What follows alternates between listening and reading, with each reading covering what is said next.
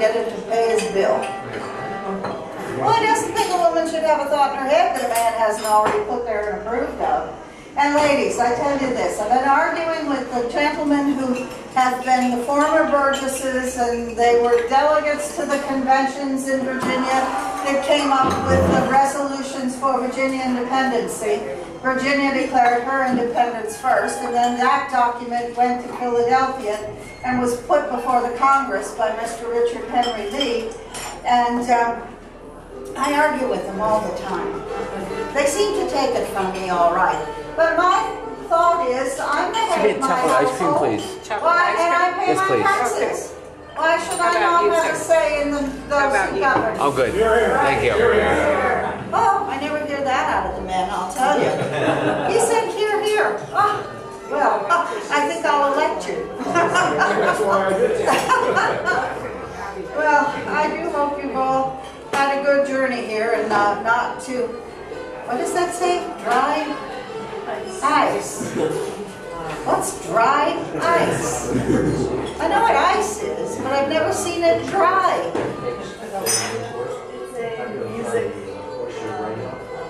It's a DJ. A DJ. Does anyone in here know what a DJ is? No! I didn't think so. What in the world is a DJ, mistress? Where are you from? Chicago. Oh, well, there you go. I have no idea what a DJ is. I know where Chicago is, though. That word is pronounced Chi-Ca-Go. It's an Indian word. And it means smelly onion. You're a Virginian, though. You know that.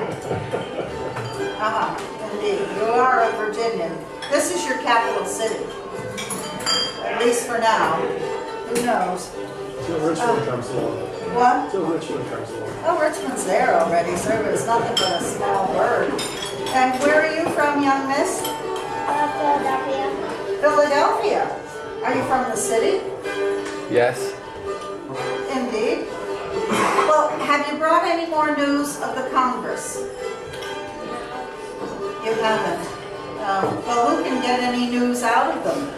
They never agree on anything. I'm surprised they agreed to sign the Declaration of Independence.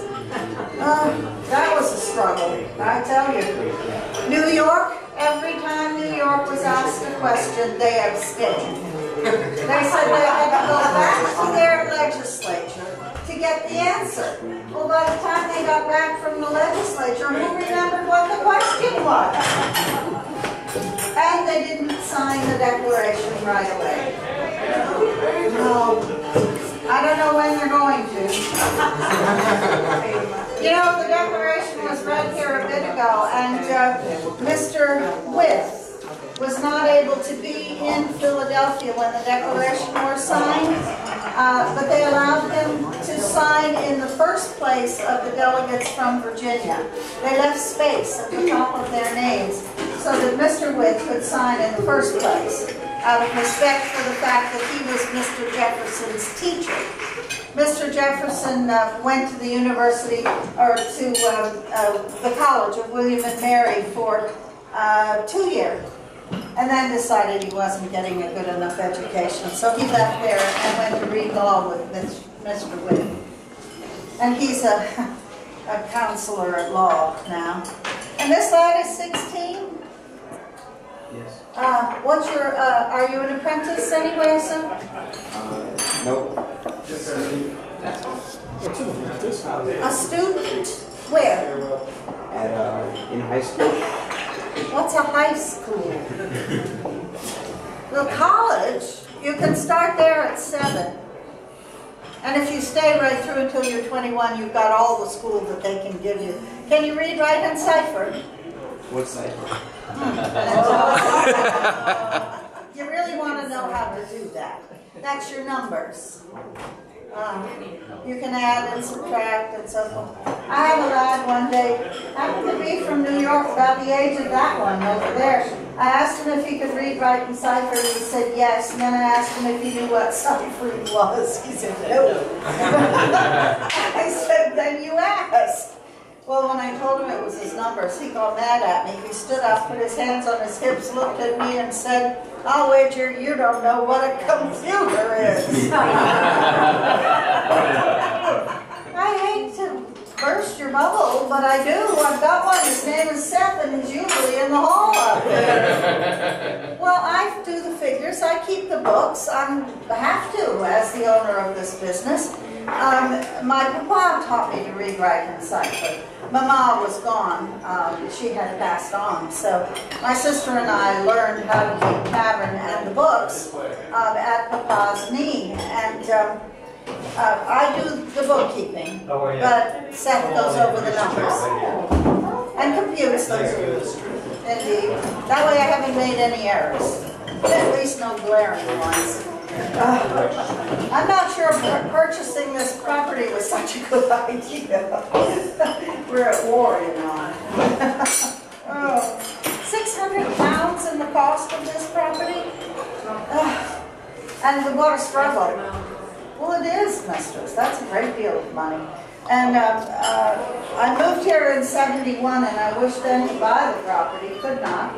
The woman who was to inherit this from her brother was married, and you cannot be married and own property. So the Burgesses had to write a law for her. She was married, but her husband had left her. He's French. I don't know where they go. Wherever it is, he's gone. He can't be found. And so the Burgesses wrote a law to make her femme sole, which is my status. And it took 2/3 of the House to sign the law. The governor and his council supported me, and they signed it. The king had to sign it. I didn't think he could read English. The king isn't English, he's German. Were you aware of that? The King of England is German. He's from the House of Hanover in Germany. Check when you get a chance, please. And they do speak German at home, but apparently he reads enough that he signed the law. It took 3.5 years. So it was May 14th of '74 that I finally was able to put pen to the deed and sign it in my name. Now I'm not so sure it was such a good idea. I see some gentlemen in here who will have need of the wig maker on the morrow. They'll get rid of this for you. And what's under your nose there. Thank you. There are 2 trades allowed to be open on a Sunday. One is the miller, because if the wind is blowing, he can grind corn. And the other one, gentlemen, vanity, thy name is man, not woman. Because you can pick up your wigs tomorrow morning on your way to church. Oh, yours will fit nicely, sir. They look better if there's no hair up there. Oh, did you bring your blockhead with you, sir? Oh. Well, that's too bad. But they'll have a blockhead they can use. You dropped your wig off already there? Did you? You dropped it? You didn't? You don't have a wig? Oh, go get your head measured and have the blockhead card and get a wig made. All kinds of good hair to have it made from. You can have it made from horse, goat, yak, or human. Yeah? Oh, if you want to be a bigwig, yak hair. Well, not our last governor, the one just before him, Lord Vonnegut, he had a huge white yak wig. He was a big wig, wasn't he? Everyone enjoy your supper.